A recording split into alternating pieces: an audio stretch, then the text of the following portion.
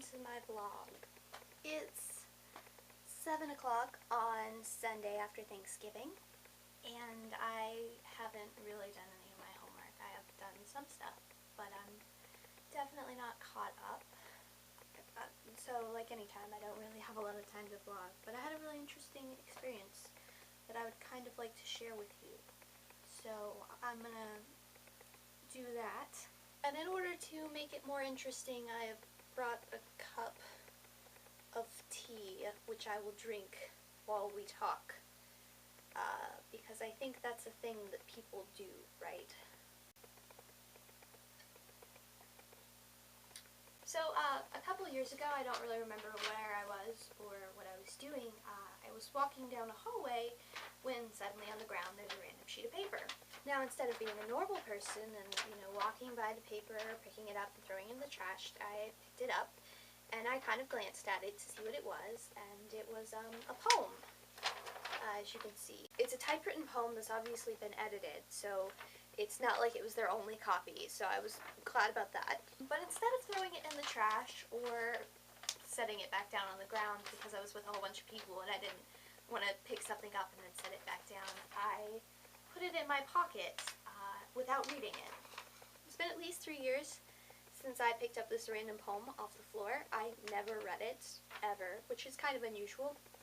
I did glance at it, obviously saw that it was a poem, and then picked out a couple keywords and read the first line, which says, "Satin slippers with limbs of ribbon."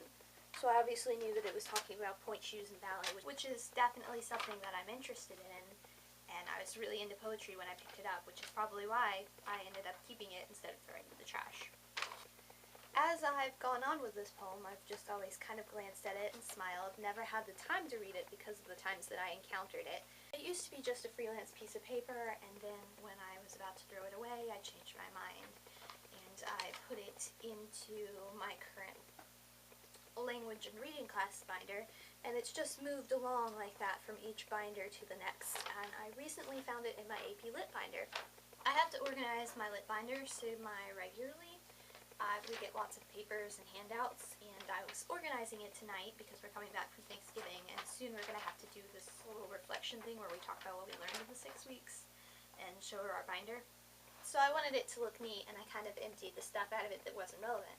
So I pulled that out, and I was kind of procrastinating anyway, so I read it for, the first time in several years.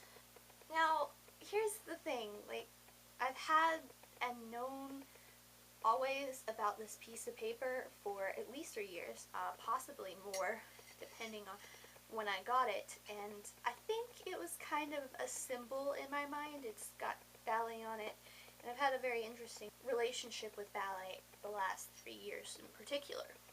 I'm always interested about knowing other people who are in ballet and things like that, and what I could tell from the story, it was about the beauty of conforming to ballet.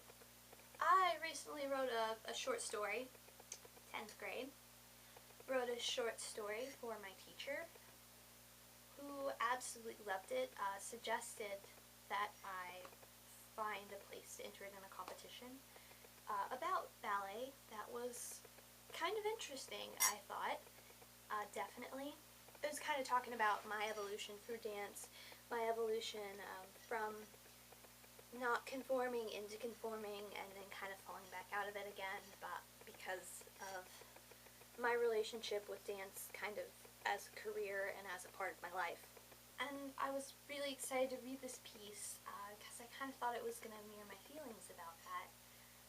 And I was just really drastically disappointed in this poem that I had picked up 3 years ago off the floor of a random building. And it's kind of interesting that my expectations for something like that would be so high just through the suspense of having not read it.